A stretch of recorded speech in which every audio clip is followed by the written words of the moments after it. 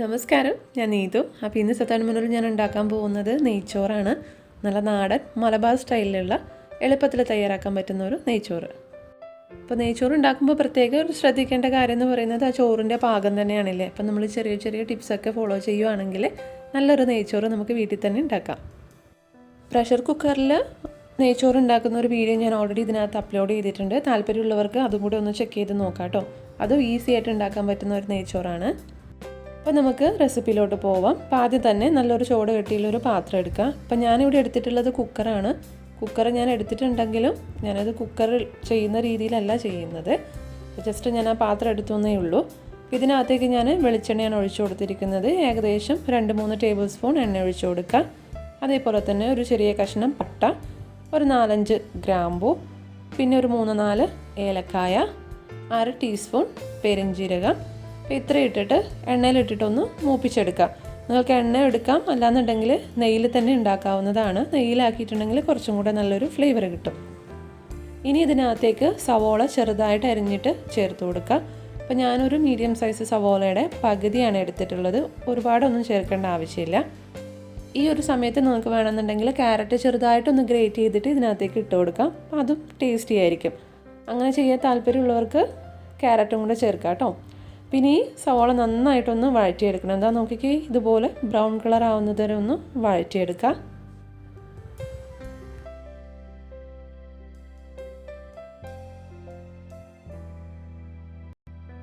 അപ്പോൾ സവാള നന്നായിട്ട് വഴണ്ടി വന്നതിന് ശേഷം നമുക്ക് ഇതിനകത്തേക്ക് വെള്ളം ഒഴിച്ചു കൊടുക്കാം. അപ്പോൾ ഞാൻ 2.5 കപ്പ് കൈമ, അതായത് ജീരകശാല അരിക്കുള്ള കണക്കാണ് ഞാൻ പറയുന്നത്. ഞാനിവിടെ 5 കപ്പ് വെള്ളം ഒഴിച്ചിട്ടുണ്ട്. അതായത് 1 കപ്പ് അരിക്ക് 2 കപ്പ് വെള്ളം എന്നുള്ള രീതിയിലാണ് ഞാൻ എടുത്തിട്ടുള്ളത്. അപ്പോൾ ബസ്മതി റൈസ് ആണെങ്കിൽ 1.5 കപ്പ് മതിയാവും. പിന്നെ നമ്മൾ ഈ വെള്ളം ഒന്ന് തിളപ്പിച്ചെടുക്കണം. അതിന് മുമ്പേ ഞാൻ ഇതിനകത്തേക്ക് ആവശ്യത്തിന് ഉപ്പിട്ട് കൊടുക്കുവാണ്.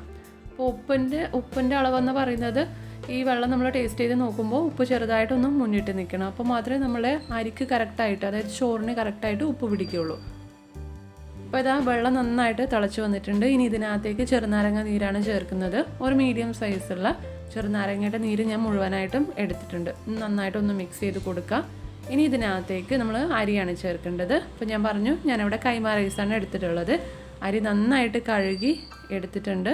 സ്ട്രെയിൻ ചെയ്തെടുക്കുക. അപ്പോൾ വെള്ളത്തോടെ ഇതിനകത്തേക്ക് ഇടരുത് കേട്ടോ. അപ്പോൾ അരി കഴുകുന്ന സമയത്ത് പ്രത്യേകം ശ്രദ്ധിക്കുക. കഴുകിയ വെള്ളം, നല്ല തെളിഞ്ഞ വെള്ളം വരുന്നത് വരെ നമ്മൾ നന്നായിട്ടൊന്ന് കഴുകി എടുക്കണം. ഇനി അരിയൊക്കെ ചേർത്തിട്ട് നന്നായിട്ടൊന്ന് മിക്സ് ചെയ്ത് കൊടുക്കുക. അപ്പോൾ ഉപ്പിൻ്റെ കാര്യം പ്രത്യേകം ശ്രദ്ധിക്കുക കേട്ടോ. ഉപ്പ് ടേസ്റ്റ് ചെയ്ത് നോക്കാൻ മറക്കരുത്. ഉപ്പ് ചെറുതായിട്ടൊന്ന് മുന്നിട്ട് നിൽക്കണം. ഇനി നമ്മളിതൊന്ന് മീഡിയം ഫ്ലെയിമിനകത്ത് വെച്ചിട്ട് നന്നായിട്ടൊന്ന് വേവിച്ചെടുക്കണം. ഇപ്പോൾ സാധാരണ ഒരു മൂടി വെച്ചിട്ട്, അതായത് അടപ്പ് വെച്ചിട്ടൊന്ന് അടച്ചു വെച്ചിട്ട് വേവിക്കുക. ഈ വെള്ളം വറ്റുന്നത് വരെ ഒന്ന് വേവിച്ചെടുത്താൽ മതിയാവും.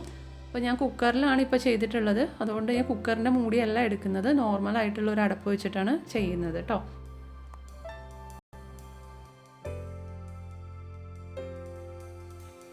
അപ്പോൾ ഇത് ഏകദേശം നമ്മുടെ വെള്ളമൊക്കെ ഒന്ന് വറ്റി വരുന്നുണ്ട്. അപ്പോൾ ഇടയ്ക്കൊന്ന് ഇളക്കി കൊടുക്കാൻ പ്രത്യേകം ശ്രദ്ധിക്കുക. അടിയിൽ പിടിക്കാതെ നോക്കുക കേട്ടോ. ഇതൊക്കെ പെട്ടെന്ന് വെന്ത് കിട്ടും. ഒരുപാട് നേരമൊന്നും വേവില്ല ഇതിന്. അതുകൊണ്ട് പ്രത്യേകം ശ്രദ്ധിക്കുക. ഇടയ്ക്കൊന്ന് ഇളക്കി കൊടുക്കുക. അപ്പോൾ ഇത് നോക്കിക്കേ, ഇപ്പോൾ വെള്ളമൊക്കെ ഒരുവിധം ഒന്ന് വറ്റി വന്നിട്ടുണ്ട്.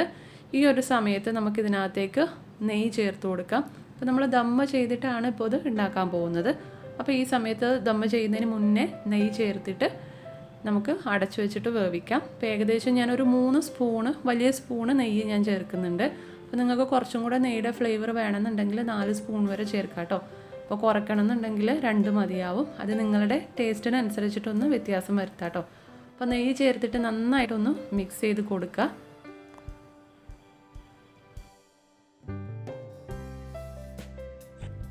അപ്പോൾ ഞാൻ കുക്കറിലാണ് ഇപ്പോൾ ഇത് ചെയ്തുകൊണ്ടിരിക്കുന്നത്. അപ്പോൾ അതുകൊണ്ട് തന്നെ ദമ്മ് ചെയ്യാൻ കുറച്ചും കൂടെ ഈസിയാണ്.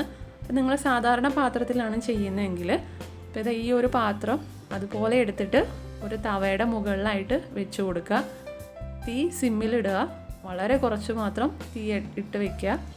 എന്നിട്ട് ഒരു തവ അതിന് മുകളിൽ വെച്ചിട്ട് അതിൻ്റെ മുകളിൽ ഈ പാത്രം വെച്ചിട്ട് ഒരു അടപ്പ് വെച്ച് നന്നായിട്ടൊന്ന് അടച്ചു വയ്ക്കുക. അപ്പോൾ എയർ പുറത്ത് പോവാത്ത രീതിയിൽ വേണം നമ്മളത് വെക്കാൻ വേണ്ടിയിട്ട്. ഒന്നുകിൽ സീൽ ചെയ്ത് വെക്കാം, എന്തെങ്കിലും അലുമിനിയം ഫോയിൽ ഉപയോഗിച്ചിട്ട് സീൽ ചെയ്ത് വെക്കാം. അതല്ലാന്നുണ്ടെങ്കിൽ എന്തെങ്കിലും വെയിറ്റ് അതിന് മുകളിലായിട്ട് വെക്കുക.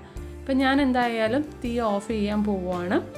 അപ്പോൾ നിങ്ങൾ കുക്കറിലല്ല വെക്കുന്നതെങ്കിൽ തീ ഓഫ് ചെയ്യേണ്ട കാര്യമില്ല. ഒരു 5 മിനിറ്റ് സിമ്മിൽ ഇട്ടിട്ടൊന്ന് ചൂടാക്കി എടുത്തതിന് ശേഷം മാത്രം ഓഫ് ചെയ്താൽ മതിയാവും. അപ്പോൾ ഞാൻ കുക്കറിൽ ചെയ്യുന്നത് കൊണ്ട് ഞാൻ ഈ കുക്കറിൻ്റെ മൂടി ഒന്ന് അടച്ച് വെക്കുവാണ്.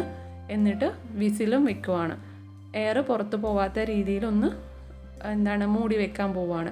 പക്ഷേ ഞാൻ ഫ്ലെയിം ഓഫ് ചെയ്തിട്ടുണ്ട്. ഇത് കുക്കറിൽ വെക്കുമ്പോൾ മാത്രം ഫ്ലെയിം ഓഫ് ചെയ്താൽ മതിയാവും കേട്ടോ.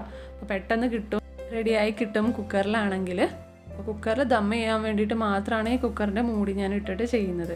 അപ്പോൾ ഏകദേശം ഒരു 10 മിനിറ്റ് കഴിഞ്ഞിട്ട് ഞാനിപ്പോൾ വിസിലെടുത്തിട്ട് തുറന്ന് നോക്കിയപ്പോൾ അതാ കണ്ടില്ലേ, നമ്മുടെ നെയ്ച്ചോറ് റെഡി ആയിട്ടുണ്ട്. അപ്പോൾ നിങ്ങൾ സാധാരണ പാത്രത്തിലാണ് വെക്കുന്നതെങ്കിൽ ഒരു 5 മിനിറ്റ് ലോ ഫ്ലെയിമിൽ ചൂടാക്കുക. അതിന് ശേഷം ഫ്ലെയിം ഓഫ് ചെയ്തതിന് ശേഷം ആ ചൂടിൽ തന്നെ വെക്കുക. അപ്പോൾ കുക്കറാണെങ്കിലും ചൂടിൽ തന്നെ വെക്കുക കേട്ടോ, വേറെ എടുത്ത് മാറ്റി വെക്കരുത്. അതേ ചൂടിൽ തന്നെ വെച്ചിട്ട് കുറച്ചൊരു 10 മിനിറ്റ് കഴിഞ്ഞിട്ടൊന്ന് തുറന്ന് നോക്കിയിട്ടുണ്ടെങ്കിൽ ഇതുപോലെ നല്ല സൂപ്പറായിട്ട് നെയ്ച്ചോറ് നിങ്ങൾക്ക് കിട്ടുന്നതായിരിക്കും. പിന്നെ ഇതിനകത്തേക്ക് നമ്മൾക്ക് അണ്ടിപ്പരിപ്പും കിസ്മിസും സവോളയൊക്കെ ഒന്ന് ഫ്രൈ ചെയ്ത് ഇട്ട് കൊടുക്കാം. അപ്പോൾ ഞാനതിൻ്റെ വീഡിയോ ഒന്നും ഞാൻ എടുത്തിട്ടില്ല, ഇതൊക്കെ എല്ലാവർക്കും അറിയാവുന്നതായിരിക്കും അല്ലേ. അപ്പോൾ ആവശ്യാനുസരണം നിങ്ങളുടെ ടേസ്റ്റിനനുസരിച്ചിട്ട് അണ്ടിപ്പരിപ്പും മുന്തിരിയൊക്കെ ഇട്ട് കൊടുക്കുക. കൂടെ ഫ്രൈ ചെയ്തിട്ടുള്ള സവാളയും കൂടെ ചേർക്കുക. എന്നിട്ട് എല്ലാം കൂടി നന്നായിട്ടൊന്ന് മിക്സ് ചെയ്ത് കൊടുക്കാം.